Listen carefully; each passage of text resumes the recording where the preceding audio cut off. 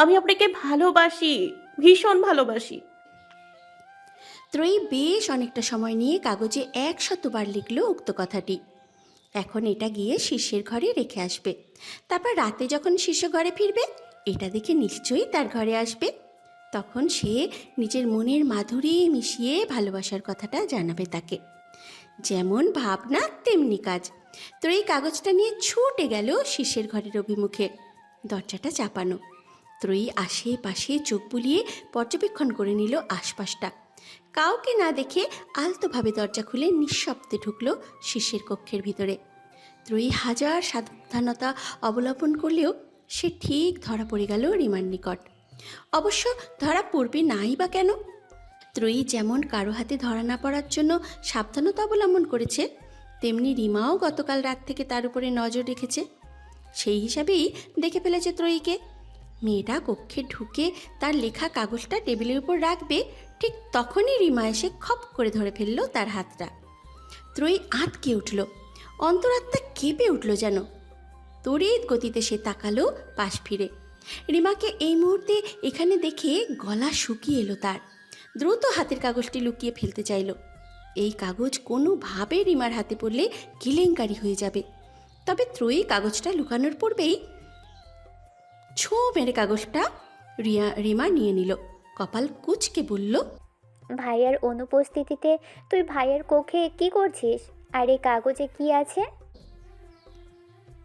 ত্রয়ী কাগজটা পুনরায় নিজের হাতে নিতে চাইল, কিন্তু তার আগেই রিমা খুলল সেটা। কাগজের লেখাগুলো পড়তেই চোখ বড় বড় হয়ে গেল তার। মুহূর্তেই চোখ মুখের রং বদলে গেল। ফুঁসে উঠে বলল, এই করে করেই তুই আমার ভাইকে ফাঁসিয়েছিস, তাই না? আজ হচ্ছে তোর। ত্রয়ী ভীত হলো। যে ভয়টা পেয়েছিল তাই ঘটল। এখন কি করবে সে?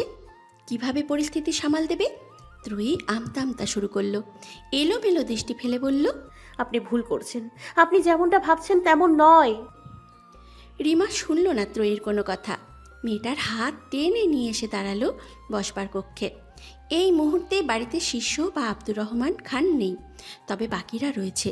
রিমা গলা উঁচিয়ে ডাকলো, মা, মা, কোথায় তুমি?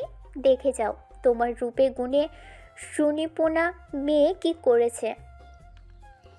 রিমার হাঁক ডাকে ফাহমিদা বেগম, নুরি এবং পর্ণা ছুটে এলো। বসার কক্ষে পা রাখতেই পর্ণা অবাক স্বরে শুধালো, কি হয়েছে আপু? এভাবে ডাকছো কেন? আর ত্রয়ী আপুকেও বা এভাবে ধরে রেখেছো কেন?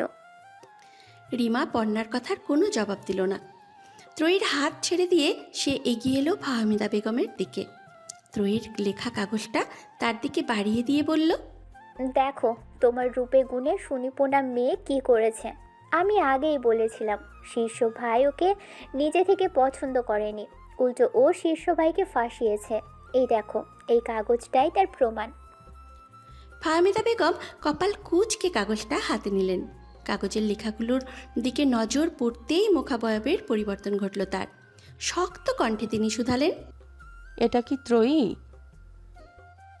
ত্রয়ীর ভীতিভাব বাড়ল। মাথা নুইয়ে নিল সে। আমতা আমতা করে বলল, আমি এইটুকু বলতেই ফাহমিদা বেগম থামিয়ে দিলেন তাকে। রুক্ষ কণ্ঠে বললেন, কি আমি এজন্য তোমাকে আমাদের বাড়িতে ঠাঁই দিয়েছিলাম? আমাদের ভালো মানুষের এই প্রতিদান দিলে? আমার বাড়িতে থেকে আমাদের খেয়ে আমাদের পেছনেই ছুরি মারলে? ফাহমিদা বেগমের কথা শেষ না হতেই রিমা মুখ বাঁকিয়ে বলল, তাহলে ওর কাছে তুমি এছাড়া আর কি আশা করছো মা? ও যে থালায় খায় সে থালায় ফুটো করা মানুষ। ত্রয়ীর হৃদয় ভারী হলো, কান্না পেল ভীষণ। এর জন্যই সে আগে কখনো শিষ্যের দিকে অন্য নজরে তাকায়নি। কখনো হৃদয়ে তার জন্য কোনো অনুভূতির আগমন ঘটলেও তা সে শক্তভাবে নিধন করেছে। আগেই সে ভেবেছিল কখনো এমন কিছু হলে এই পরিবার তাকে বিশ্বাসঘাতক, বেঈমান হিসাবেই চিহ্নিত করবে। কিন্তু এখন যা হবার হয়ে গেছে। ত্রয়ীর পিছনে ফেরার আর কোনো পথ নেই। বুক চিরে দীর্ঘশ্বাস বেরিয়ে এলো মেয়েটার। ধরা গলায় বলল, আমি কাউকে ফাঁসাইনি, আর যে থালায় খেয়েছি সেই থালাটাও ফুটো করিনি। তাহলে কি করছিস তুই?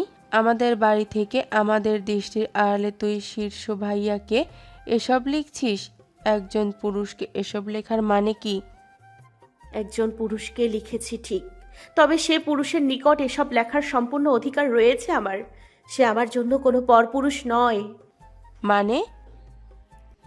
ফাহমিদা বেগমের প্রশ্নের অভিমুখে ত্রয়ী একটু থামল। আজ যখন এই পর্যন্ত চলেই এসেছে, তখন তাদের বিয়ের বিষয়টা গোপন রাখা বোধ হয় আর ঠিক হবে না। তাতে পরিস্থিতি জটিল তো হবে, বই সহজ হবে না। শিষ্য তাদের বিয়ের কথা পরিবারকে না বলুক, কিন্তু এমন একটি পরিস্থিতিতে পড়ে বিয়ের বিষয়ে গোপন করে ত্রয়ী নিজের চরিত্রের উপর দাগ নিতে পারবে না। তাতে যদি শিষ্য রাগ করে, করুক। আর এভাবেও বা লুকিয়ে চুরিয়ে আর কতদিন চলবে? ত্রয়ী জোরে জোরে কয়েকটা নিঃশ্বাস নিয়ে নিজেকে ধাতস্থ করল। এরপর কণ্ঠে জোর দিয়েই বলল, আমাদের বিয়ে হয়ে গেছে, শীর্ষ ভাই আমার স্বামী। ত্রয়ী কণ্ঠনিঃসৃত প্রতিটি ধ্বনি যেন বিস্ফোরণ ঘটল বসার কক্ষে উপস্থিত সকলের মধ্যে। শিশু আর ত্রয়ীর বিয়ে হয়ে গেছে? কবে? কখন? ফাহমিদা বেগমের কথাটা বিশ্বাস করতে কষ্ট হলো। তার ছেলে তাকে না জানিয়ে এত বড় একটা কাজ করে ফেলল? অসম্ভব। ফাহমিদা বেগম একটু সময় নিলেন, নিজেকে ধাতস্থ করে বললেন, মিথ্যে কথা। আমাকে না জানিয়ে আমার ছেলে কখনোই এত বড় কাজ করবে না। রিমাও সায় জানালো ফাহমিদা বেগমের কথায়। মায়ের দিকে একটু চেপে দাঁড়ালো সে, কণ্ঠ খাদে নামিয়ে বলল, দেখেছো মা, এই মেয়েটা কতটা ধূর্ত এবং খারাপ। এখন শীর্ষ ভাইয়ের সাথে ওর মিথ্যা বিয়ের নাটক সাজিয়ে আমাদের থেকে নিস্তার পেতে চাইছে। তুমি বলো, শীর্ষ ভাই তোমাদের কি বলেছে? সে তো এই বলেছে যে ত্রয়ীকে তার পছন্দ বিয়ে করতে চাই। তার সাথে যদি ত্রয়ীর আগেই বিয়ে হয়ে যেত তাহলে নিশ্চয়ই এ কথা বলতো না, সরাসরি এটাই বলতো যে তার সাথে ত্রয়ীর বিয়ে হয়ে গেছে। ফাহমিদা বেগমের হৃদয়ে সন্দেহ জন্মালো। এই মুহূর্তে ত্রয়ীকেই তার মিথ্যেবাদী মনে হলো। তার ছেলে নিশ্চয়ই তাকে না জানিয়ে এত বড় একটা কাণ্ড ঘটাবে না। ফাহমিদা বেগম শক্ত কণ্ঠেই বললেন, তোমাকে আমি ভালো ভেবেছিলাম, তুমি তার এই প্রতিদান দিলে। তোমার সাথে আমার ছেলের বিয়ে হলে সে নিশ্চয়ই আমাকে বলতো। এত বিষ তোমার মনে। অবশ্য আমাদেরই ভুল।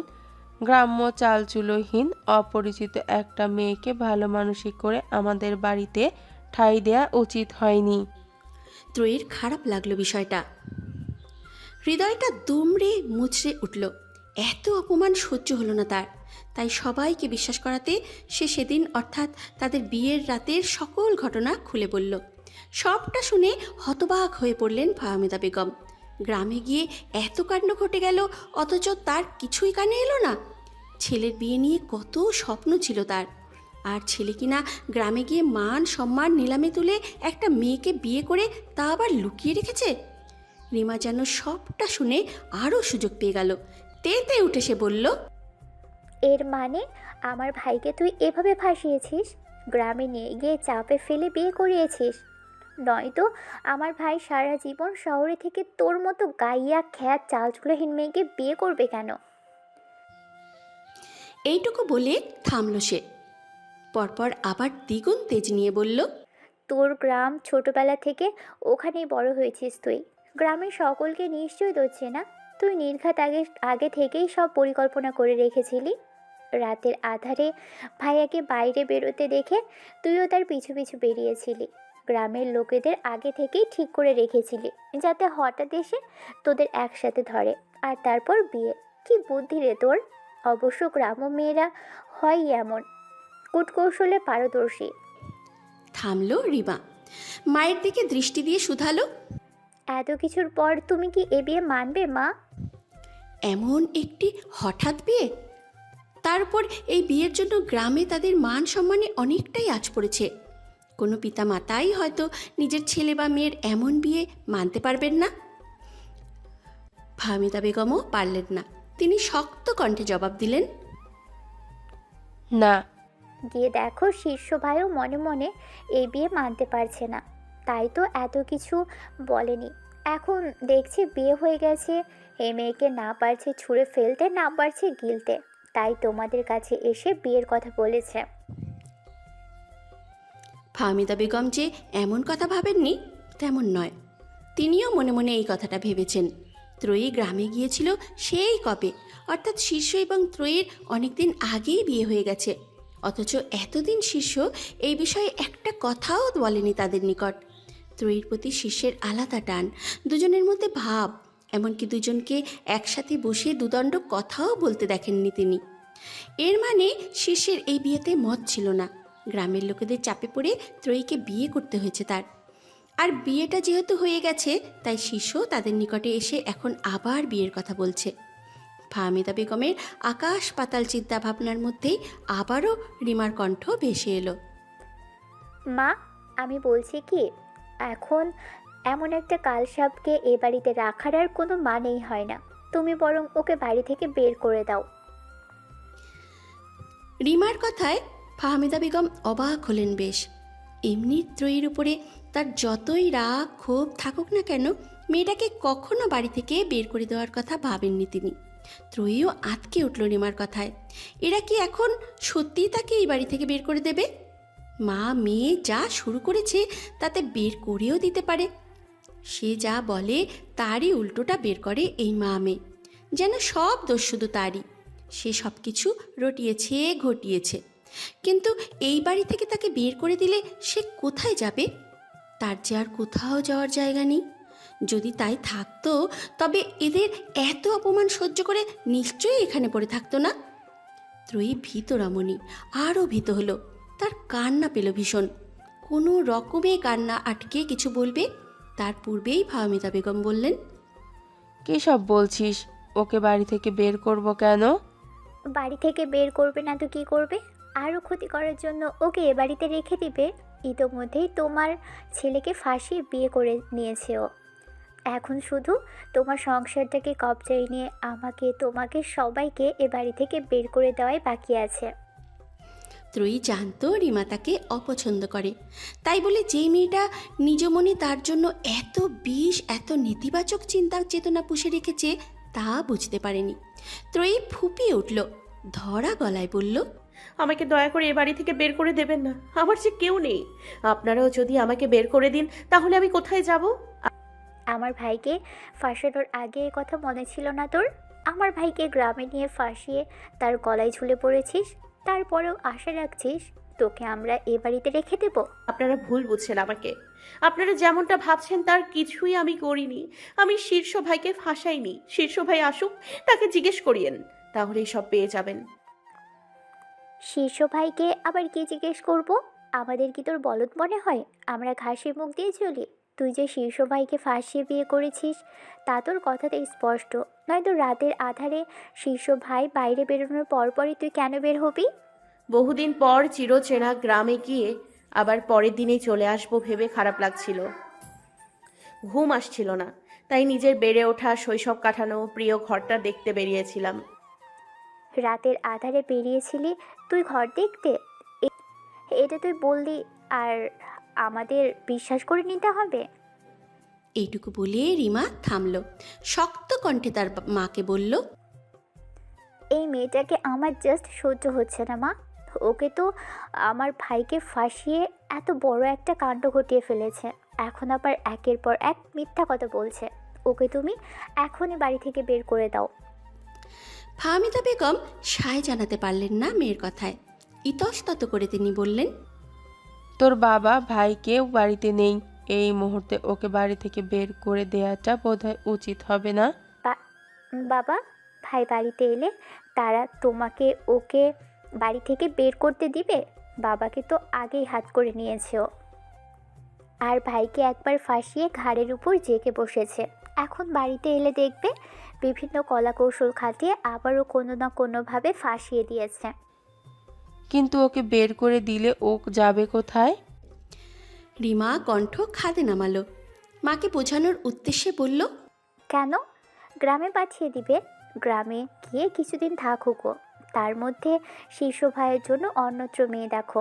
ও এ বাড়িতে থাকা অবস্থায় ভাইয়ের জন্য অন্যত্র মেয়ে দেখলে কিংবা তাকে বিয়ে দিতে চাইলেও ঝামেলা করতে পারে।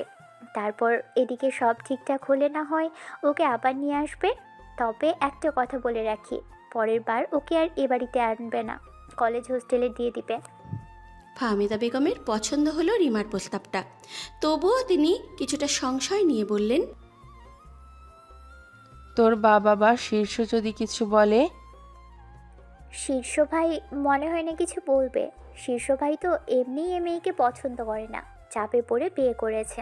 সে যদি জানতে পারে তুমি এই মেয়েকে তার ঘাট থেকে নামানোর জন্য সরিয়ে দিয়েছো, তাহলে আরও খুশি হবে। তবে বাবা কিছু বললেও বলতে পারে। তাকে তুমি সামলে নেওয়ার চেষ্টা করবে। পারবে না সামলে নিতে? তোমার ছেলের ভবিষ্যতের জন্য, তাকে একটা অপয়া মেয়ের হাত থেকে বাঁচানোর জন্য তোমাকে এটুকু করতেই হবে মা। ফাহমিদা বেগম কিছুটা সময় নিয়ে ভাবলেন, অতঃপর পা চালিয়ে গেলেন নিজ কক্ষে। তবে খুব বেশি সময় নিলেন না তিনি। মিনিট কয়েক পরেই হাতে কিছু টাকা নিয়ে এসে দাঁড়ালেন ত্রয়ীর মুখোমুখি। হাতের টাকাগুলো মেয়েটার দিকে বাড়িয়ে দিয়ে বললেন, এখানে 5,000 টাকা আছে। এই টাকা নিয়ে তুমি গ্রামে চলে যাও, তবে সাবধান, সেখানে গিয়ে আমার ছেলে বা স্বামীর সাথে কোনো ধরনের যোগাযোগ করার চেষ্টা করবে না তুমি। আরও টাকার প্রয়োজন হলে আমাকে কল করবে। ত্রয়ী টাকাগুলো নিল না। সে বেশ ভালোভাবেই বুঝল এরা মা মেয়ে মিলে তাকে এই বাড়ি থেকে বের করে দেওয়ারই পায়তারা করছে। কিন্তু শিষ্যকে না জানিয়ে সে কোথায় যাবে? গ্রামে বা একা কিভাবে যাবে? সে তো নিজ গ্রামেরই তেমন কখনো একা চলাফেরা করেনি। সেখানে এত দূরের পথ কিভাবে যাবে? আর তাছাড়া তার বিয়ে হয়ে গেছে। বাঙালি নারীদের জীবনে বিয়ে একটাই, সেই স্বামী সংসার রেখে এদের কথায় চলে যাওয়াটা কি ঠিক? তবে কি ত্রয়ীর সব স্বপ্ন এখানেই ভেঙে যাবে? তার একজন ভালোবাসার মানুষ, সুন্দর ভরপুর একটা সংসার কখনোই হবে না? সারাটা জীবন তার দুঃখে দুঃখেই যাবে? ত্রয়ী ডুক রেখে দিয়ে উঠল, অনুরোধের সুরে বলল, আপনারা দয়া করে আমাকে এ বাড়ি থেকে বের করে দেবেন না। এত কিছুর পরও তোমাকে এ বাড়ি থেকে বের করে দিব না তো কি করব? ত্রয়ীর হৃদয় ভেঙে এলো। দ্রুত সে পায়ে পড়ে গেল ফাহমিদা বেগমের। দুই হাতে ভদ্রমহিলার পা জড়িয়ে বলল, আপনি আমাকে বলেছিলেন আপনাকে যেন আমি নিজের মা মনে করি। কোনো মা কি পারে তার মেয়েকে এভাবে বাড়ি থেকে বের করে দিতে? আমাকে দয়া করে একটু সময় দিন। আমি প্রমাণ করে দিব যে আমি কিছুই করিনি। শীর্ষ ভাইকে ফাঁসিয়ে আমি বিয়ে করিনি। তবুও দয়া করে আমাকে এভাবে বাড়ি থেকে বের করে দিবেন না।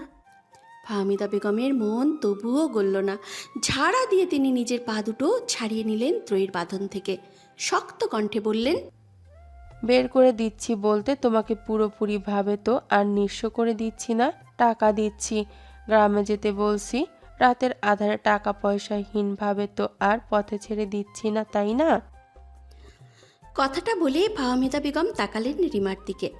আদেশের সুরে বললেন, ওর ঘর থেকে ওর জামা কাপড়গুলো গুছিয়ে আন, তারপর স্টেশন পর্যন্ত গিয়ে গাড়িতে তুলে দিয়ে আয়। মায়ের আদেশ আসতে দেরি, তবে রিমার ত্রয়ীর ঘরের দিকে ছুট লাগাতে দেরি হলো না। পন্না এবং নুরি এতক্ষণ দাঁড়িয়ে দাঁড়িয়ে দেখছিল ফাহমিদা বেগম এবং রিমার কাণ্ডকীর্তি। ত্রয়ীর জন্য তাদের খারাপ লাগছে ভীষণ, তবে এই দুই নারীর মুখের উপর কিছু বলার সাহস হচ্ছিল না এদের এতক্ষণ। পন্না ছোট, আর নুরির কথা কিছু বলা মানেই নিজের চাকরি হারানো। কত কষ্ট করে সেই চাকরিটা জুটিয়েছে, এটা চলে গেলে দুই বেলা দুই মুঠো খাবার পাওয়াই দায় হয়ে পড়বে তার জন্য। তবে এই পর্যায়ে এসে পন্না আর নিজের মুখ বন্ধ করে রাখতে পারল না, তাই ইতস্তত করে বলল, ভাইয়ার সাথে একবার কথা বলে সিদ্ধান্ত নিলে হতো না? ফাহমিদা বেগম সাথে সাথে অগ্নিদৃষ্টি তাকালেন পন্নার দিকে। শাসনের সুরে বললেন, ছোট ছোটর মতো থাকো, তোমাকে এখানে কেউ কথা বলতে বলেনি। পন্না চুপ করে গেল। ততক্ষণে রিমাও ত্রয়ীর ব্যাগ গুছিয়ে এসে দাঁড়ালো বসবার কক্ষে। মায়ের দিকে তাকিয়ে বলল, হয়ে গেছে মা, ওর ব্যাগ নিয়ে এসেছি। ত্রয়ী এখনও নিচে মেঝেতে বসা, আখিদয় অশ্রু কণায় পরিপূর্ণ, হৃদয় ভারী। তবুও নিজের স্বামী সংসার বাঁচাতে একবার শেষ চেষ্টা করতে চাইল সে। আবারও দুই হাতে জড়িয়ে ধরল ফাহমিদা বেগমের পা জোড়া। কান্না বিজড়িত কণ্ঠে বলল, আন্টি, অন্তত শীর্ষ ভাইকে আসতে দিন, তার সাথে কথা বলুন। তিনি যদি একটাবারের জন্য আমাকে এ বাড়ি থেকে বেরিয়ে যেতে বলে, তবে আমি সাথে সাথে বেরিয়ে যাব। ফাহমিদা বেগম নিজের কথায় অটল। তিনি ফের সরে গেলেন দূরে। রিমার দিকে তাকিয়ে বললেন। ওকে নিয়ে যা। রিমা এগিয়ে এলো ত্রয়ীর দিকে। মেয়েটার হাত টেনে দাঁড় করালো। টেনে দরজার দিকে পা বাড়াতে বাড়াতে বলল, চল এবার দেখি তুই কিভাবে এ বাড়িতে থাকিস। ত্রয়ী রিমার হাত থেকে নিজের হাতটা ছাড়িয়ে নিতে চাইল। অশ্রুসিক্তে কণ্ঠ বলল, আমি আপনার সাথে কখনো খারাপ কিছু করিনি আপু। তারপরেও আপনি কেন আমার সাথে এমন করছেন? দয়া করে আমাকে বের করে দেবেন না। অন্তত শীর্ষ ভাইয়ের বাড়িতে আসা পর্যন্ত আমাকে থাকতে দিন। রিমা শুনল না কোনো কথা।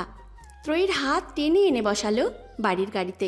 গাড়ি চালককে তাড়া দিয়ে বলল, চাচা তাড়াতাড়ি স্টেশনে চলুন। কিছুটা সময় গড়াতেই স্টেশনে এসে পৌঁছালো ত্রয়ী এবং রিমা।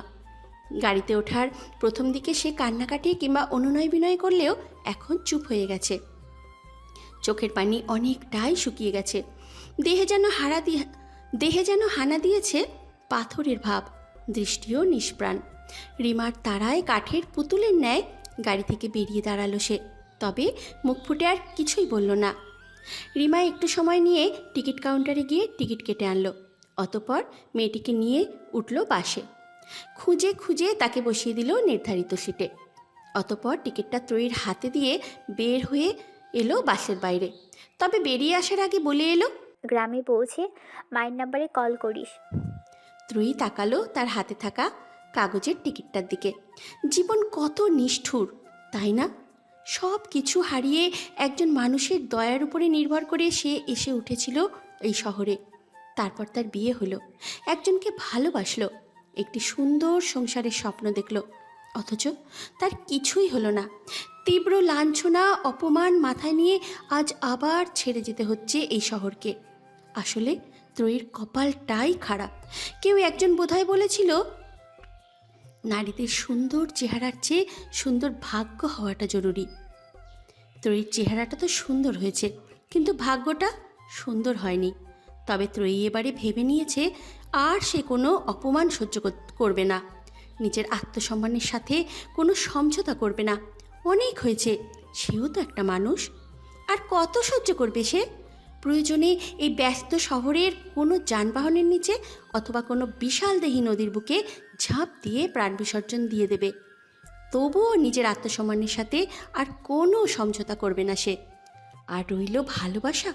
এই পৃথিবীতে ভালোবাসা বলতে কিচ্ছু নেই। সবই কান্না, সবই মোহ, মায়া। ত্রয়ীর এই মুহূর্তে দাঁড়িয়ে মনে হচ্ছে শিষ্য তাকে কখনো ভালোবাসেনি। যদি ভালোবাসতো তবে তাদের বিয়ের বিষয়টা লুকিয়ে রাখতো না, আর ঢাকঢোল পিটিয়ে সবাইকে জানাতো যে ত্রয়ী তার স্ত্রী। তাকে এই সমাজে যোগ্য সম্মান দিত। আর তাহলে আজ এত কিছু হতোই না। তাকে এতটা অপমান সহ্য করতে হতো না। সব কিছু গুছিয়ে মা বাবা সবাইকে রাজি করিয়ে আবার নাকি তাকে বিয়ে করবে। অভিনয়, সব অভিনয়। ত্রয়ী আর কখনো ওই বাড়িতে ফিরে যাবে না, গ্রামেও যাবে না। মেয়েটা গাড়ি থেকে বেরিয়ে এলো। নিজের হাতে ধরে রাখা টিকিটটা টুকরো টুকরো করে ছিঁড়ে উড়িয়ে দিল অভিমুখে। অতঃপর ব্যাগ ঘেটে মোবাইলটা বের করে শেষবারের মতো শিষ্যকে একটি মেসেজ করলো। আপনাকে মুক্ত করে দিয়ে অবশেষে আমি হারিয়ে গেলাম। আমাদের আর কখনো দেখা না হোক, একে অপরের সান্নিধ্যে আর আশা না হোক। মেসেজটা পাঠানোর পরপরই ত্রয়ী নিজের মোবাইল থেকে সিম কার্ডটা খুলে নিল। 2 আঙুলের মধ্যভাগে নিয়ে বল প্রয়োগে খুব অল্প সময়েই ভেঙে ফেলল সেটা। অতঃপর ভাঙা অংশগুলো ছুড়ে দিল অভিমুখে অদূরে। আঁখি দয় ভরে উঠল ত্রয়ীর। হৃদয়ের অবস্থা নাজুক, তবুও নিজেকে সামলে নেওয়ার চেষ্টা করল সে। ঝাপসা চোখে তাকালো ভাঙা সিম কার্ডটার দিকে। মৃদু হেসে বলল, আপনি হয়তো কখনো জানতেও পারবেন না আপনাকে পাওয়ার কতটা তীব্র ইচ্ছা, আকাঙ্ক্ষা, ভালোবাসা নিয়ে আপনার থেকে দূরে সরে এসেছি। এইটুকু বলে থামল ত্রয়ী। দীর্ঘশ্বাস ফেলে ফের বলল, গোটা একটা জীবন শূন্যতায় কেটে যাক, তবু আপনার মতো মানুষের সাথে দ্বিতীয়বার আর দেখা না হোক। শিষ্য অফিসেই ছিল। নিজের কেবিনে বসে বসে বিভিন্ন গুরুত্বপূর্ণ ফাইল দেখছিল, আর তার মোবাইলটা রাখা ছিল অভিমুখে টেবিলের উপরে। ত্রয়ীর মেসেজটা অনেক আগেই এসেছে। মেসেজের রিংটোনও তার কানে পৌঁছেছে, তবে চেক করে দেখা হয়নি। মোবাইলে আসা মেসেজ খুব একটা চেক করা হয় না শীর্ষের। সারা দিনই এমন অগণিত অনেক মেসেজ সিম কোম্পানি থেকে আসে। শীর্ষ ভেবেছিল এটাও বোধহয় সিম কোম্পানির। বেশ অনেকটা সময় নিয়ে ফাইলগুলো সব দেখে মোবাইলটা হাতে নিল শীর্ষ। স্ক্রিনের দিকে তাকাতেই ত্রয়ীর নামটা চোখে পড়ল তার। সাথে সাথে ভ্রুযুগল কুঁচকে গেল। এই মেয়ে আবার কী মেসেজ করেছে তাকে? শীর্ষ সময় ব্যয় করলো না, দ্রুত পড়ল মেসেজটা। তবে মেসেজের কথাগুলো নিয়ে তেমন একটা ভাবল না সে। হতে পারে গতকাল রাতে রাগ দেখিয়েছে, দুপুরে খেতে যায়নি, তাই হয়তো এমন একটা মেসেজ করেছে। শীর্ষ আবার মোবাইলটা রেখে দিল টেবিলের উপর। মনোযোগ দেওয়ার চেষ্টা করলো অন্য কাজে, কিন্তু কিছুতেই অন্য কাজে মনোযোগ যাচ্ছে না তার। ত্রয়ীর মেসেজটা প্রথমে স্বাভাবিকভাবে নিলেও এখন কেমন একটা যেন খটকা লাগছে। মেয়েটা এমন শক্ত কথা তো কখনো বলে না। তাকে গালমন্দ করলে কিংবা মারলেও তো এমন শক্ত কথা কখনো বলে না। তবে বাড়িতে কি কিছু হয়েছে? হতে পারে। গতকাল তার এবং ত্রয়ীর বিয়ে নিয়ে তো সে আব্দুর রহমান খানের সাথে কথা বলেছিল। আব্দুর রহমান খান বলেছিলেন ফাহমিদা বেগমের সাথে কথা বলবেন। সেই বিয়ে নিয়ে আবার কিছু হলো না তো? তেমন কিছু হলে ত্রয়ী তো সামলাতে পারবে না। মেয়েটা এমনিই বোকাশোকা, নরম স্বভাবের। শীর্ষ অস্থির হলো। সময় ব্যয় না করে মোবাইলটা হাতে নিল দ্রুত। কল লাগালো ত্রয়ীর নম্বরে। কিন্তু হায়, একজন সুমিষ্ট কণ্ঠধারী নারী নম্রতার সাথে জানালেন নাম্বারটি বন্ধ আছে। শীর্ষের অস্থিরতা বাড়ল। দ্রুত সে ছুট লাগালো বাড়ির দিকে। আব্দুর রহমান খান কিছুক্ষণ আগেই বেরিয়েছেন বাড়ির উদ্দেশ্যে। শিশুকে ডেকে গিয়েছেন। তখন যদি যেত। কিছুটা সময় অতিবাহিত হতেই বাড়িতে পৌঁছালো শীর্ষ। সদর দরজা থেকে বাড়িতে প্রবেশ করে সে আর এদিক ওদিক তাকালো না, সোজা চলে এলো ত্রয়ীর কক্ষে। কক্ষে কাউকে চোখে পড়ল না। তবে কি ত্রয়ী ওয়াশরুমে বা বারান্দায়? শীর্ষ গলা বাড়িয়ে ডাকলো, বাড়ির বস্তা, বাড়ির বস্তা। কোনো সারা শব্দ নেই। মেয়েটা কি তবে কক্ষেই নেই? শীর্ষ ভালোভাবে তাকালো আশেপাশে। কপালটা কুঁচকে এলো তার। ত্রয়ীর কক্ষটা আজ কেমন যেন ভিন্ন ভিন্ন লাগছে। মনে হচ্ছে অনেক কিছুই এই কক্ষ থেকে উধাও। কেমন ফাঁকা ফাঁকা লাগছে চারপাশটা। শীর্ষ এগিয়ে এসে আলমারিটা খুলল। আলমারিটা ফাঁকা, ত্রয়ীর কোনো কাপড় নেই সেখানে। ড্রেসিং টেবিলের অভিমুখটাও প্রায় ফাঁকা বললেই চলে। শীর্ষের কলিজাটা ধক করে উঠল। তবে কি ত্রয়ী সত্যিই হারিয়ে গেছে? তাকে ছেড়ে চলে গেছে? না না, এ হতে পারে না। ত্রয়ী কখনো তাকে ছেড়ে যেতে পারে না। আর গেলেও বা কোথায় যাবে? মেয়েটা যাওয়ার তো আর কোনো জায়গা নেই। তাহলে এই কক্ষ থেকে অন্য কক্ষে গেছে? এ বাড়িতে তো আর কক্ষের অভাব নেই। শীর্ষ পা চালিয়ে বসার কক্ষে এলো। গলা উঁচিয়ে ডাকলো, ত্রয়ী, ত্রয়ী, কোথায় তুই?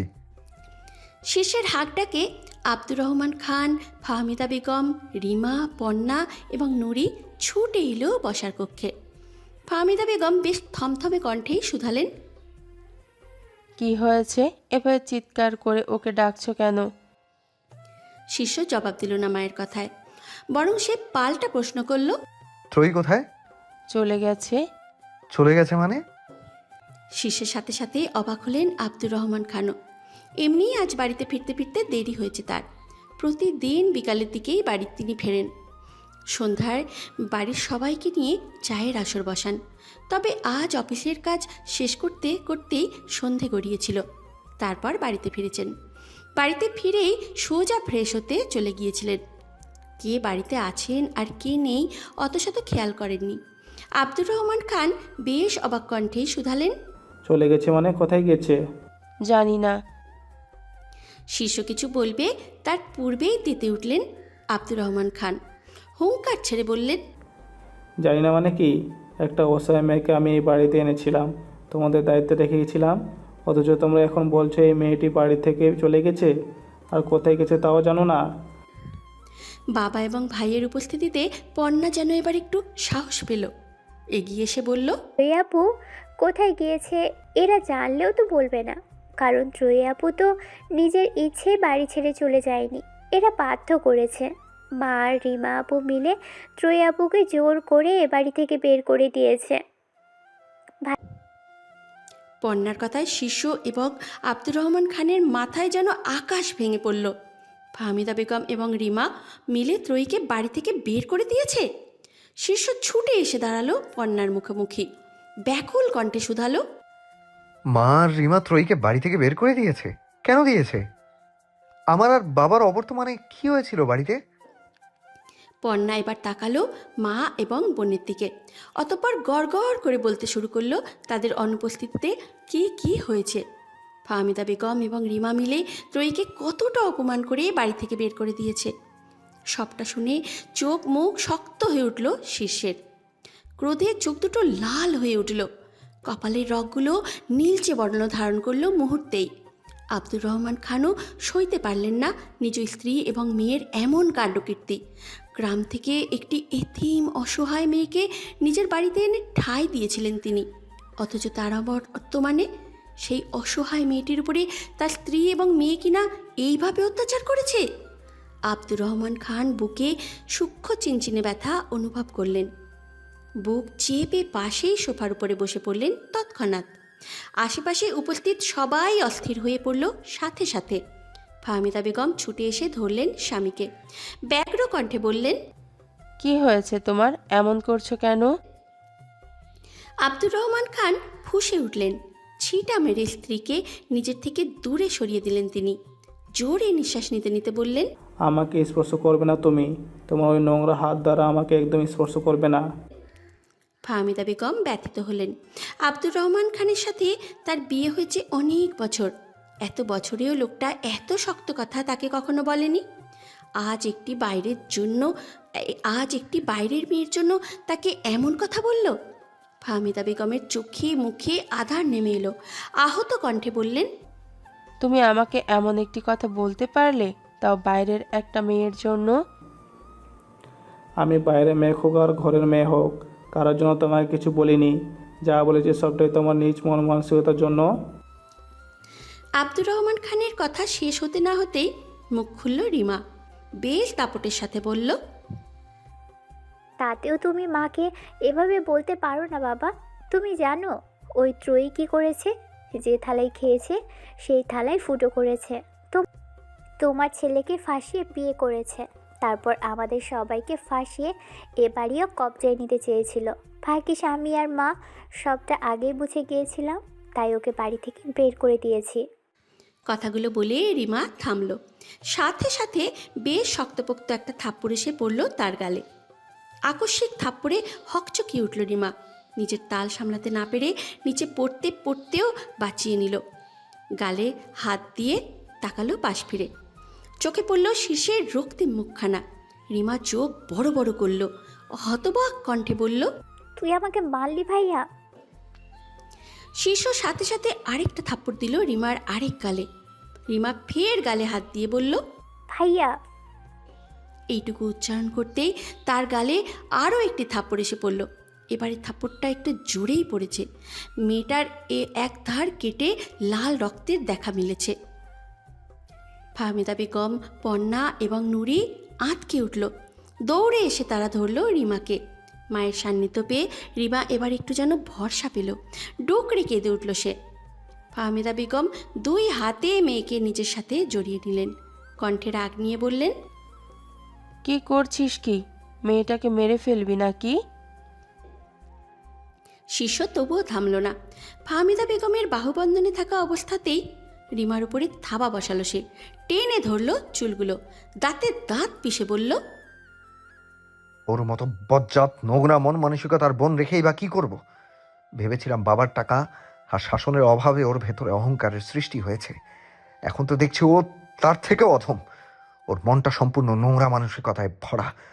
তাই ঘটনা যতই ছোট এবং স্বাভাবিক হোক না কেন, ওর নোংরা মন মানসিকতা তারা তো অস্বাভাবিক করবেই। শিষ্য বেশ জোরেই চুল টেনে ধরল রিমার। ব্যথায় কোকিয়ে উঠল মেয়েটা। দুই চোখ বেয়ে অবিরাম ধারায় ঝরছে অশ্রুবিন্দু।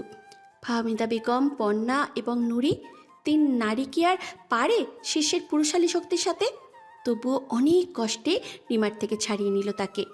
ফাহমিদা বেগম ক্রোধের দাপটে একটা থাপ্পড়ও বসিয়ে দিল শিষ্যের গালে।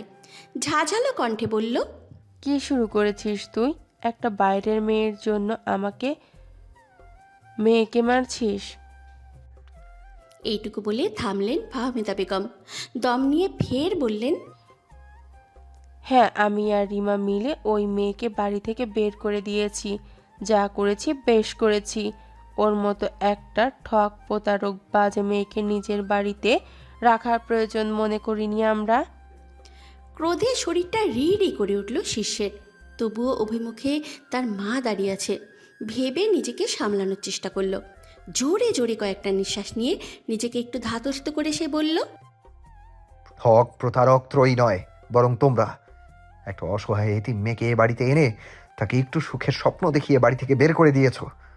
আর হ্যাঁ, কি বললে তোমরা? ও আমাকে ফাঁসিয়ে বিয়ে করেছে?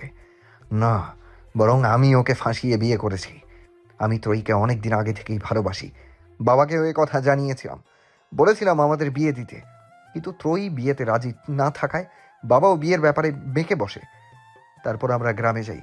সেখানে রাতের আধারে গ্রামবাসীরা আমাদের ধরেছিল, ঠিক। তবে বিয়ে থায়ের ব্যাপারে তেমন কোনো জোর জবরদস্তি ছিল না।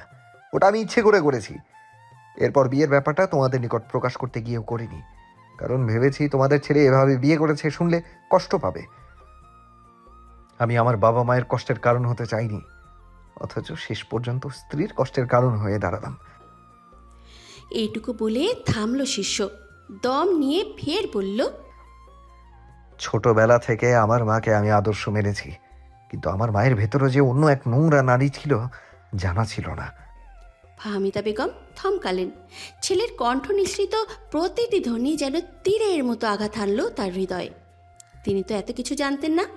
আপাত দৃষ্টিতে যা দেখেছেন তার উপরে নির্ভর করেই পদক্ষেপ নিয়েছেন এবং যা করেছেন ছেলের ভালোর কথা চিন্তা করেই করেছেন। ফাহমিদা বেগম আহত দৃষ্টিতে তাকালেন ছেলের দিকে, মলিন কণ্ঠে বললেন, তুই আমাকে এমন একটা কথা বলতে পারলি শীর্ষ? আমি তো যা করেছি তোর ভালোর কথা ভেবেই করেছি। শিষ্যের আখিদয় অশ্রুসিক্ত হলো। ধরা গলায় বলল, হ্যাঁ, তুমি আমার ভালোর কথাই ভেবেছ। এত ভালোর কথা ভেবেছ যে আমার বাঁচার সম্বল, আমার ভালোবাসাকে আমার থেকে কেড়ে নিয়েছো। থামল শিষ্য। পরপর আবার বলল, একটা কথা কি জানো মা, আমি ভেবেছিলাম আমার মা পৃথিবীর শ্রেষ্ঠ মা। সে যেমন আমাদের জন্য মমতাময়ী, তেমন ওই এতিম মেয়েটার জন্য মমতাময়ী। আমি বুঝিনি সহজ সরল ওই মেয়েটার প্রতি তোমাদের এত অভিযোগ। যদি জানতাম তবে কিছুই লুকাতাম না। আচ্ছা মা, বুঝলাম তোমাদের ওর প্রতি অভিযোগের শেষ নেই, কিন্তু অভিযোগগুলো তো আমাকেই ঘিরেই। ওকে বের করে দেওয়ার আগে অন্তত আমাকে এই বিষয়ে কিছু বলতে পারতে, একটা কল তো করতে পারতে। শিষ্য থামল। ছেলের কথার পৃষ্ঠে ফাহমিদা বেগম কী বলবেন খুঁজে পেলেন না। সত্যি না জেনে শুনে তিনি যা করেছেন তা ক্ষমার অযোগ্য। ফাহমিদা বেগম একটু হলেও নিজের ভুল বুঝতে পারলেন। অপরাধীর কণ্ঠে বললেন, ওকে আমি গ্রামে পাঠিয়ে দিয়েছি। রিমা নিজে ওকে গাড়িতে তুলে দিয়ে এসেছে। তুই ওর গ্রামে যা, ওকে ফিরিয়ে নিয়ে আয় বাবা। শিষ্য একটু হলেও আশার আলো খুঁজে পেল। আর সে দাঁড়ালো না, দ্রুত বাড়ির গাড়ি নিয়ে ছুটল ত্রয়ীদের গ্রামে। নিশীথের আধার কেটে আকাশের সূর্যটা উকি দিয়েছে কেবলমাত্র। শিষ্য মাত্রই ত্রয়ীদের গ্রামে পৌঁছালো। রিমা এবং ফাহমিদা বেগমের ভাষ্যমতে ত্রয়ী যে বাসে এসেছে তাতে এতক্ষণে তার গ্রামে চলে আসার কথা, কিন্তু এখানে এসেও হতাশ হলো শিষ্য। ত্রয়ী গ্রামে আসেনি। তাহলে কোথায় গেল মেয়েটা? শিষ্য বেশ অনেকবার কল করলো ত্রয়ীর নাম্বারে, বারবারই নম্বরটা বন্ধ বলছে। আচ্ছা, পথিমধ্যে ত্রয়ীর কোনো বিপদ আপদে ঘটল না তো? দুর্ঘটনা বা অন্য কিছু? আজকাল নারীদের জন্য পথঘাট তেমন ভালো না। তার উপরে মেয়েটা সুন্দরী, বোকাশোকা, সহজ সরল। এমন মেয়েকে একা পেলে পুরুষদের এমনিতেই লালা ঝরে। অনেক সময় নিজেরা ধর্ষণ করে মেরে ফেলে, আবার অনেক সময় অর্থের জন্য বিক্রি করে দেয় কোনো পতিতাপল্লী বা কোঠায়। নানান ধরনের চিন্তা ভাবনা করতে করতে শিষ্যের যেন দম বন্ধ করা অবস্থা। আর কিছুই ভাবতে পারছে না সে। প্রিয় মানুষকে হারানোর ভয়, সংশয়, আতঙ্কে চারদিক থেকে ঘিরে ধরেছে তাকে। বুকে ব্যথা হচ্ছে ভীষণ, নিঃশ্বাস নিতেও যেন কষ্ট হচ্ছে। এর মধ্যেই হঠাৎ শিষ্যের স্মরণে এলো কায়সারের কথা। ওই বদমাইশটা তো আগে থেকেই ত্রয়ীর পিছনে পড়ে আছে। মেয়েটাকে বাড়ি থেকে বের করে দেওয়ার তো ওর আরও সুযোগ রয়েছে। ও কোনোভাবে ত্রয়ীকে নিয়ে যায়নি তো? শিশু আর গ্রামে থাকলো না, যেভাবে গিয়েছিল সেভাবেই আবার রওনা হলো শহরের উদ্দেশ্যে। শীর্ষের শহরে পৌঁছাতে পৌঁছাতে দুপুর গড়িয়ে প্রায় বিকেল। আকাশের সূর্যটা তার তেজ কমিয়ে ঢলে পড়েছে একদিকে। শহরে পৌঁছেই শিশু হানা দিল কায়সারের হাসপাতালে। কায়সারের জন্য বরাদ্দকৃত কেবিনে গিয়ে কেউ কিছু বুঝে ওঠার পূর্বেই থাপা বসালো তার কলার ধরে। উদ্ভ্রান্তের ন্যায় শুধালো, ত্রয়ী কোথায়? বল, ত্রয়ী কোথায়? কায়সার বেচারা এমনিতেই অসুস্থ, তার উপর শিষ্যের ফের আক্রমণ। আকস্মিক আক্রমণে হকচকিয়ে উঠল কায়সার এবং কেবিনে উপস্থিত সবাই। কেবিনে কায়সারের বাড়ির লোক এবং দলের কিছু লোকেরা ছিল। তারা দ্রুত এসে শিশুকে টেনে হিঁচড়ে ছাড়িয়ে নিল তার থেকে। কায়সার নিজের গলা ধরে খুব খুব করে কেসে উঠল। শিশু ফের ক্রোধ নিয়ে শুধালো, ত্রয়ী কোথায়? আমার ত্রয়ী কোথায়? কায়সার কাশতে কাশতেই বলল, আমি জানবো কিভাবে ত্রয়ী কোথায়?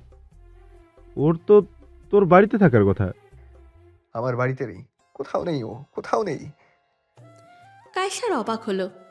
একটু সময় নিয়ে সে নিজের কাশি বন্ধ করল। শিষ্যের দিকে শীতল দৃষ্টিতে তাকিয়ে বলল, হারিয়ে ফেললি ওকে? শিষ্য ফুঁসে উঠল, তেজ নিয়ে বলল, হারিয়ে ফেলিনি ওকে, নিশ্চয়ই তুই তুই নিয়ে কোথাও লুকিয়ে রেখেছিস। কায়সার আলতো হাসল, মলিন কণ্ঠে বলল, সেই সুযোগ যদি আমার থাকতো তবে তাই করতাম। এই পৃথিবীর বুক থেকে সরিয়ে নিয়ে ওকে লুকিয়ে রাখতাম আমার নিকট, যাতে কেউ ওকে আর আমার থেকে কেড়ে নিতে পারে না। শেষের বোধহয় একটু হলেও বিশ্বাস হলো কায়সারের কথা। শান্ত কণ্ঠেই সে শুধালো, তাহলে তুই বলছিস ত্রয়ী কোথায় তুই জানিস না? না। শিষ্য আর কোনো প্রশ্ন করল না। তার এখন এখানে দাঁড়িয়ে থাকলে চলবে না, ত্রয়ীকে খুঁজে বের করতে হবে।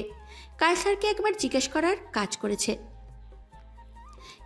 এরপর এর পেছনে না হয় কোনো লোক লাগিয়ে দেওয়া যাবে। ত্রয়ীকে যদি এ লুকিয়ে রেখে থাকে তাহলে সেখান থেকেই জানা যাবে। শিষ্য আর দাঁড়ালো না, পা বাড়ালো কক্ষ থেকে বেরিয়ে যাওয়ার উদ্দেশ্যে।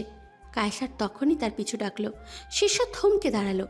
কায়সার মৃদু হেসে বলল, এক আকাশ সম ভালোবাসলেও আমি যাকে পেলাম না, তুই তাকে পেয়েও ধরে রাখতে পারলি না। শিষ্য শুনল কায়সারের কথাগুলো, তবে উত্তর দিল না। নীরবে নিঃশব্দে কক্ষ থেকে বাইরে এসে গাড়িতে বসলো। নিজেকে কেমন যেন পাগল পাগল লাগছে। কি করবে, কোথায় যাবে, কিচ্ছু ভাবতে পারছে না। এত বড় শহরে এখন সে মেয়েটাকে কোথায় খুঁজবে? আর যদি মেয়েটার কোনো বিপদ আপদ হয়ে থাকে তখন? শিষ্যের এই মুহূর্তে ত্রয়ীর উপর রাগ লাগছে ভীষণ। বাড়িতে যখন এত কিছু ঘটল তখন তাকে কি একটা কল করলে কি এমন হতো? তখন না হয় কল করেনি, পরে করতো। মেসেজ যখন করতে পেরেছে তখন কলও নিশ্চয়ই দিতে পারত। অথবা মেসেজে ওইসব না লিখে বাড়ি থেকে বের করে দেওয়ার কথাও তো লিখতে পারত। শিষ্য ক্রোধে দিশেহারা হয়ে উঠল। গায়ে জোরে একটা ঘুষি বসালো গাড়ির স্টিয়ারিংয়ে। হাতটা থেতলে গেল যেন। লাল রক্তেরা গড়িয়ে পড়ল তড়িঘড়ি করে। শিষ্য তাকালো সেই রক্তের দিকে, দাঁতে দাঁত পিষে বলল,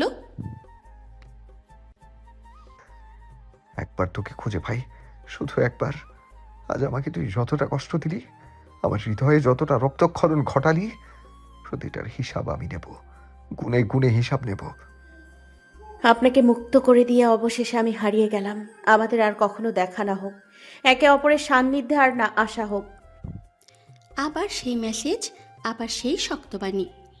মধ্যরাতে শিষ্য গভীর নিদ্রায় আচ্ছন্ন থাকাকালীন আবারও তার স্বপ্নে ভেসে উঠল সেই যন্ত্রণাদায়ক বাক্যগুলো। ঘুম ভেঙে গেল শিষ্যের। দিশেহারা হয়ে উঠে বসল বিছানায়। উন্মুক্ত তার শরীরের উপরিভাগ, শরীরে ঘাম দিয়েছে। পেটানো নগ্নবক্ষ আর ললার চুলে দেখা দিয়েছে মুক্ত দানার ন্যায় বিন্দু বিন্দু ঘামের। হৃদয়ের অবস্থাও নাজুক। এ অবশ্য শিষ্যের জন্য নতুন কিছু নয়। গত 6 মাস ধরে প্রায় রাতে শিষ্যের স্বপ্নে ত্রয়ীর ক্রন্দনরত মুখটা আর এই যন্ত্রণাদায়ক মেসেজটা ভেসে ওঠে। হ্যাঁ, ত্রয়ী চলে যাওয়ার 6 মাস কেটে গেছে, অথচ শিষ্য এখনও কোনো খোঁজ পায়নি মেয়েটির। সেই ত্রয়ীর চলে যাওয়ার পর থেকে শিষ্য রোজ নিয়ম করে ত্রয়ীর গ্রামে খোঁজ খবর নেয় যে মেয়েটি সেখানে গিয়েছে কিনা। রিমা ত্রয়ীকে গ্রামের বাসে উঠিয়ে দিয়ে এলেও আজ অবধি সে গ্রামে পৌঁছায়নি। ওই বাস স্টেশন থেকে মেয়েটা কোথায় গেল? বেঁচে আছে নাকি মরে গেছে? শিষ্য কিচ্ছু জানে না, কিচ্ছু না। বুক চিরে দীর্ঘশ্বাস বেরিয়ে উঠল তার। বিছানা ছেড়ে ঢুকলো ওয়াশরুমে। ওয়াশরুমে ঢুকতেই শিষ্যের নজরে পড়ল আয়নার দিকে। গত 6 মাস পূর্বেই সে নিজের বাড়ি ছেড়ে তার ফ্ল্যাটে উঠেছিল। ত্রয়ীকে খুঁজতে সেই যে বাড়ি থেকে বেরিয়েছিল, তারপর আর ওই বাড়িতে ফেরেনি সে। আর না আব্দুর রহমান খান ব্যতীত ওই বাড়ির অন্য কারোর সাথে কোনো যোগাযোগ রেখেছে। বাবার সাথে যোগাযোগ, তাও শুধু ব্যবসার খাতিরে। বাড়ি ছেড়ে দিলেও ব্যবসার কাজে সে নিযুক্ত হয়েছিল, সেখান থেকে সরে আসেনি সে। এই সমাজে বেঁচে থাকতে হলে অর্থের প্রয়োজন আছে। শিষ্য এগিয়ে গিয়ে দাঁড়ালো আয়নার সামনে। 6 মাস আগে শিষ্য আর এখানকার শিষ্যের মধ্যে বিস্তর ফারাক। আয়নার প্রতিবিম্বে তার শক্তপোক্ত পেটানো শরীরটা দৃশ্যমান। 6 মাস পূর্বে সে নিয়মিত শরীর কসরত না করলেও এখন করে, অন্তত নিজেকে ব্যস্ত রাখার জন্য, নিজের কষ্টগুলো ভুলে থাকার জন্য তো এসবে ডুবে থাকতে সময় কাটতে চায়। শিষ্য হাত উঁচিয়ে নিজের দাড়িতে হাত বোলালো। গালে স্থান পাওয়া কালো দাড়িগুলো বৃদ্ধি পেয়ে প্রায় গলা অবধি ছুঁয়েছে। আগের তুলনায় মাথার চুলগুলোও বেশ বড় হয়ে গেছে। দেখেই মনে হচ্ছে প্রিয় নারীকে হারানোর শোকে এই পুরুষ দেবদাসে পরিণত হয়েছে। শিষ্য আয়নার সামনে থেকে একটি ছোট্ট রাবার ব্যান্ড হাতে তুলে নিল। 2 হাত দ্বারা নিজের মাথার চুলগুলো, লম্বা চুলগুলো উপরে তুলে বেশ শক্তপোক্তভাবে একটি ঝুঁটি বাঁধল। অতঃপর একটু ঝুঁকে গিয়ে পানি ছিটে দিল চোখ মুখে। এখন আর ঘুম আসবে না। বাকি রাতটা 1 মগ কফি হাতে নিয়ে ত্রয়ীর স্মৃতিচারণ করতে করতেই হয়তো কেটে যাবে। শুভ্র রঙা তোয়ালে দ্বারা মুখ মুছতে মুছতে ওয়াশরুম থেকে বেরিয়ে এলো শিষ্য। কানে ভেসে এলো বিছানার উপরে পড়ে থাকা তার মোবাইলটা বাজছে। শিষ্য তোয়ালেটা হাতে নিয়েই এগিয়ে গেল বিছানার দিকে। মোবাইলটা হাতে নিয়ে দেখল নয়ন কল করেছে। এত রাতে আবার এই ছেলে কল করেছে কেন? শিষ্য কলটা ধরল, কানের কাছে মোবাইলটা নিয়ে বলল, হ্যাঁ নয়ন বল। প্রায় সাথে সাথেই নয়ন কাঁদো কাঁদো কণ্ঠে বলল, স্যার আমাকে বাঁচান, ওরা আমাকে মেরে ফেলবে। শিষ্য ভ্রু কুচকালো, থমথমে কণ্ঠে বলল, কেন, কি হয়েছে তোর? আর ওরা কে? আজ থেকে কয়েক মাস আগে এক লোককে কিছু টাকা ধার দিয়েছিলাম স্যার। তারপর থেকে এসে লাফাত্তা। আমার টাকা ফেরত দেওয়া তো দূরে থাক, আমার সামনেই আসে না। আজ আবার একজনের কাছ থেকে তার খোঁজ পেলাম। ভেবেছিলাম এখানে এসে তাকে ধরে নিজের পাওনা টাকা উসুল করব, কিন্তু এখানে এসে দেখি সে শুধু একা নয়, তার দলবল আছে। তারা সবাই মিলে আমাকে আটকে রেখেছে। নিজের পাওনা টাকা আদায় তো করতেই পারলাম না, এবার মনে হয় আমার জানটাও যাবে। এইটুকু বলে থামল নয়ন। কণ্ঠ খাদে আবার বলল, আমি কোনো রকমে ওয়াশরুমের অজুহাত দিয়ে আপনাকে কল করেছি। আপনি আমাকে বাঁচান স্যার, নয়তো আমাকে ওরা সবাই মিলে উপরে পাঠিয়ে দিবে স্যার। লোকেশন শেয়ার কর, আসছি আমি। শিষ্য কল কেটে দিল। পরপর কল করলো আলভি এবং রবিকে। তাদের আসতে বলে বেরিয়ে পড়ল বাড়ি থেকে। শিষ্যদের খুব বেশি সময় লাগেনি নয়নের বলা স্থানে আসতে। রাতের আধারে শহরের রাস্তাঘাটগুলো প্রায় ফাঁকা, আর জনমানবেরও দেখা নেই তেমন। অল্প সময়েই শিশুদের গাড়িটা এসে থামল একটি নাইট ক্লাবের সামনে। গাড়ি থেকে একে একে নেমে দাঁড়ালো শিষ্য, রবি এবং আলভি। ধীরে ধীরে পশ্চিমা সংস্কৃতিগুলো যেন চুম্বকের ন্যায় গ্রাস করে নিচ্ছে সহজ সরল বাঙালি সত্তাকে। এই বাংলায় আগে এই নাইট ক্লাব, মাদক এইসবের এত প্রচলন ছিল না। তবে এখন রাতের আধারে শহরের উন্নত এলাকাগুলো মেতে ওঠে নাইট ক্লাবের রঙে। সেখানে সমাজের উচ্চ শ্রেণীর মানুষদের রাত ভোর মজা মস্তি, মদ, গাঁজা, ইয়াবাসহ আরও নেশা জাতীয় দ্রব্যের খুব সহজ সেবন চলে। এখানে যে শুধু যুব সমাজকে খুঁজে পাওয়া যায় তা কিন্তু নয়। মধ্যবয়স্ক নারী পুরুষেরাও আজ অনেকেই ঝুঁকে পড়েছে এইদিকে। শিষ্য, আলভি এবং রবি পা চালিয়ে ঢুকলো নাইট ক্লাবের ভিতরে। চারিদিকে লাল, নীল, হলুদ, সবুজ আলোর ঘনঘটা। যুবক যুবতীরা নাচে গানে মেতে উঠেছে। যুবতীদের বেশিরভাগই সংকীর্ণ পোশাকে আবৃত করেছে নিজেদের দেহ। তবে যুবকদের পোশাক সম্পূর্ণ। ক্লাবের একধারে 2-3 জন আবার পানীয় বিক্রির তোড়জোড় চালাচ্ছে। এখানে যে শুধু নেশা জাতীয় পানীয়ই পাওয়া যায় তেমনটা নয়, এখানে কোমল পানীয় পাওয়া যায়। রবি চারদিকটা দেখতে দেখতে হাঁটছিল শিশুদের সাথেই। হঠাৎ একটি মেয়েকে দেখে থমকে দাঁড়ালো সে। মেয়েটি হাতে একটি গ্লাস ভর্তি পানীয় নিয়ে দাঁড়িয়ে রয়েছে। পরনে সংকীর্ণ পোশাক। রবি হুট করেই মেয়েটির পানীয়র গ্লাসের মধ্যে ডান হাতের একটি আঙুল ঢুকিয়ে দিল। হকচকিয়ে উঠল মেয়েটি, ব্যস্ত হয়ে বলল, এ কি, আপনি আমার গ্লাসের মধ্যে হাত ঢুকিয়ে দিলেন কেন? রবি নিজের আঙুলটা উঁচিয়ে ধরল। মেয়ে কি হেসে বলল, হাত না, আঙ্গুল দিয়েছি। রবির আঙুলে এখনও গ্লাসে থাকা তরল লেগে আছে। সে আঙুলটা মুখে পুরে নিল। সাথে সাথেই মুখাবয়বের বিকৃতি ঘটল তার। থুথু দিয়ে ফেলে দেওয়ার চেষ্টা করলো ওই পানীয়।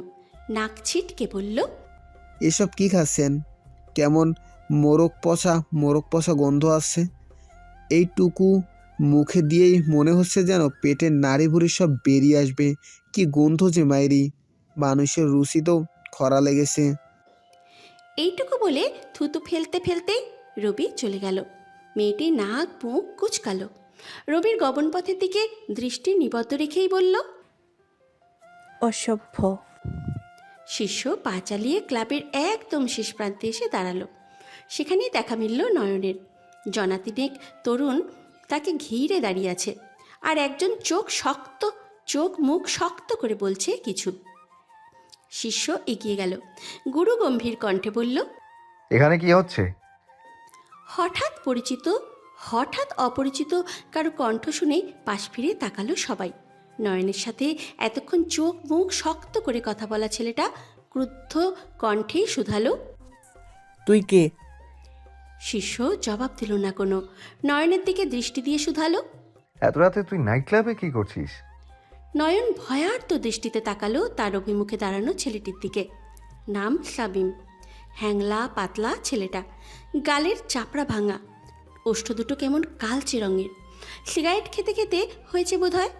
নয়নের পাশের ফ্ল্যাটেই থাকতো ছেলেটি। সেখান থেকেই পরিচয় এবং টাকা ধার চাওয়া। নয়ন সহজ সরল মানুষ, এত কিছু বোঝেনি বা ভাবেনি। একটা মানুষ বিপদে পড়ে তার কাছে টাকা চেয়েছে, সেও দিয়ে দিয়েছে। মানুষই তো মানুষের জন্য করবে, তাই না? কিন্তু টাকা ধার দেওয়ার পরদিন থেকেই দেখে শামীমের ফ্ল্যাটে তালা ঝুলছে। টাকা ফেরত দেওয়ার তো দূরে থাক, তার সামনেই আসে না। তারপর খোঁজ নিয়ে জানতে পারল এই শামীম নামক ছেলেটি শুধু তার থেকেই নয়, আরও অনেকের থেকে টাকা ধার নিয়েছে, কিন্তু পরবর্তীতে আর কাউকেই তা ফেরত দেয়নি। তারপর শামীমকে খোঁজা শুরু করে নয়ন। একটা সময় জানতে পারে সে নাকি এই নাইট ক্লাবে প্রায় প্রতিদিনই আসে। নয়ন ভেবেছিল আজ এখানে এসে শামীমকে ধরবে সে, তারপর ভালোভাবেই টাকা চাইবে, না দিলে তখন শিষ্যদের জানাবে। কিন্তু তার আগেই নিজেই ফেসে গেল। এই জীবন নিয়ে টানাটানি। নয়ন দৃষ্টি নুইয়ে নিল, মিনমিনে কণ্ঠে বলল, আপনাকে তো বলেছিলাম। শিষ্য শামীমের পা থেকে মাথা অবধি চোখ বুলালো একবার, অতঃপর খুব স্বাভাবিক কণ্ঠেই বলল, এটাকে কি দেখে টাকা ধার দিয়েছিলি তুই? এটাকে দেখতেই তো কেমন চোর চোর লাগে। এই চেহারা দেখে যে কেউ বলে দিতে পারবে এর টাকা ফেরত দেওয়ার পাত্র নয়, বরং অন্যের টাকা মেরে খাওয়ার পাত্র। তখন বুঝিনি স্যার। নয়ন মিনমিনে গলায় কথাটি বললেও শামীম ফুঁসে উঠল। শিষ্যের দিকে তেড়ে এসে বলল, কি বললি তুই? আমাকে দেখতে চোর লাগে? তোর ভাগ্য ভালো, তোকে আমি চোর চোর দেখতে বলেছি। আমার জায়গায় অন্য কেউ হলে বলতো তোকে গুই সাপের মতো দেখতে, যে হাঁস মুরগির নিবাসের নিকট গিয়ে খাপটি মেরে বসে থাকে, তারপর হাঁস মুরগি একটু দূরে সরলেই তাদের ডিম নিয়ে দৌড় দেয়। তোর এত বড় সাহস আমাকে গুই সাপের সাথে তুলনা করছিস? শামীম রেগে মেগে একটি ঘুষি আঁকলো শিষ্যের দিকে। সাথে সাথে সে হাতটা ধরে ফেলল। মুখ বাঁকিয়ে বলল, এই তো চেহারা, এই হ্যাংলা পাতলা দেহ নিয়ে এসেছিস আমাকে মারতে? আমার এই ভুঁড়িহীন পেট দিয়ে একটা বাড়ি মারলেই তো উড়ে যাবি। অন্য সব অঙ্গ প্রত্যঙ্গর শক্তির কথা না হয় বাদিয়ে দিলাম। শামীম তবুও দমল না। নিজের হাতটা শিষ্যের থেকে মুক্ত করার জন্য উঠে পড়ে লাগলো। শিষ্য হাতটা তো ছাড়লই না, উল্টো মুচড়ে ধরল। দাঁতে দাঁত পিষে বলল, বেটা বদমাইশ, অন্যের থেকে টাকা ধার করিস, আবার চাইতে এলে আটকিয়েও রাখিস। তীব্র ব্যথায় চেঁচিয়ে উঠল শামীম। কণ্ঠে ব্যথাতুর ধ্বনির ছোঁয়া নিয়েই বলল, হাত ছাড় বলছি। শিষ্য আরও জোরে মুচড়ে ধরল শামীমের হাত। শামীম দিশেহারা হয়ে তাকালো তার বন্ধুদের দিকে, তাড়া দিয়ে বলল, তোরা দাঁড়িয়ে আছিস কেন? আমার এই হাত ছাড়া। শামীমের বন্ধুরা এগিয়ে আসতেই তাদের পথ আগলে দাঁড়ালো আলফি এবং রবি। শিষ্য একবার তাকালো সেই দিকে, অতপর এক হাতে শামীমের হাত মুচড়ে ধরে রেখেই অন্য হাতে সজোরে একটা থাপ্পড় বসালো তার গালে।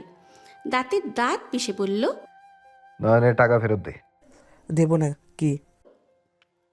বাকিটুকু আর শেষ করতে পারল না, তার আগেই আরেকটি থাপ্পড় বসালো শামীমের গালে।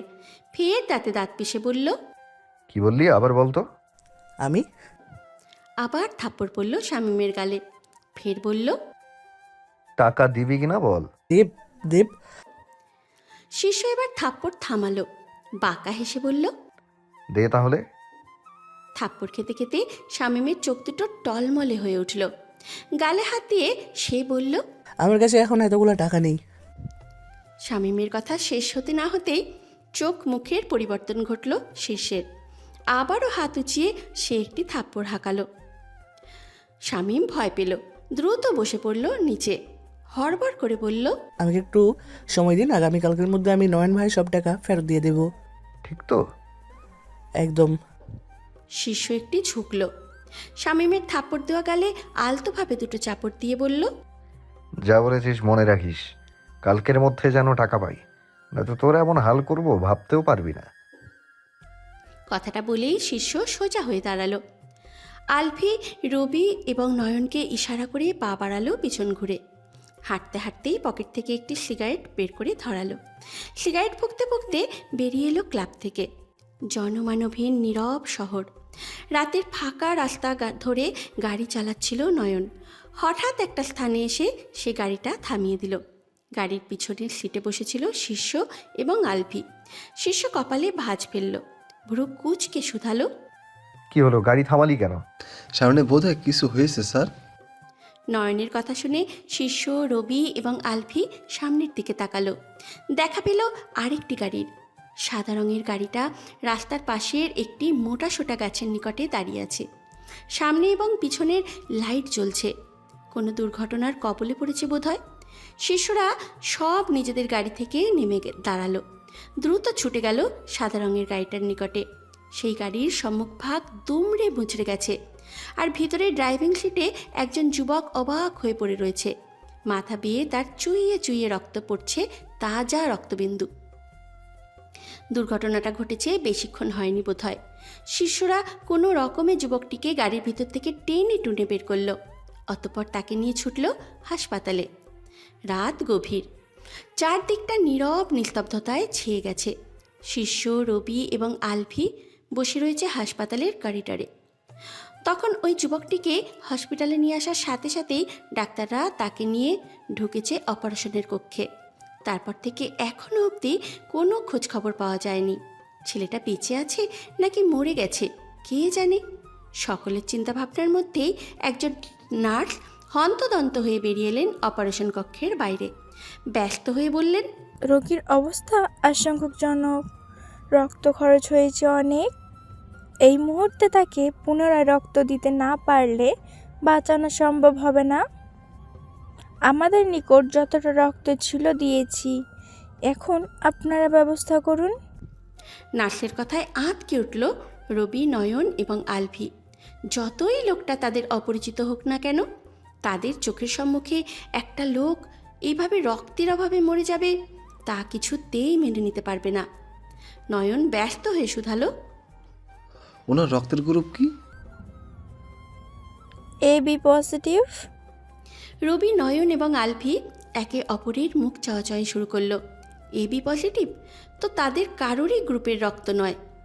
এখন তারা এই গ্রুপের রক্ত কোথায় পাবে? ঠিক তখনই শিশু উঠে দাঁড়ালো। নার্সের অভিমুখে দাঁড়িয়ে বলল, আমার রক্তের গ্রুপ AB পজিটিভ, আমি দেবো রক্ত। আসুন আমার সাথে। পরন্ত বিকাল। আকাশে সূর্যটা তার তেজ কমিয়ে হেলে পড়েছে একদিকে। শিষ্য হাতে একটি ফুলের তোড়া নিয়ে ঢুকলো হসপিটালে। গতরাতে রক্ত দিয়ে সকালের দিকেই হাসপাতালে ছেড়ে বাড়িতে গিয়েছিল সে, তারপর অফিসে। তাই সারা দিনে আর হাসপাতালে আসা হয়নি। তবে আলফি রবির থেকে খবর পেয়েছে লোকটার নাকি দুপুরের দিকে জ্ঞান ফিরেছে। শিষ্য হাতে ফুলের তোড়া নিয়ে ঢুকলো গতরাতে তাদের হাসপাতালে আনা লোকটার কেবিনে। আল তো হেসে শুধালো। কি এখন কেমন আছেন?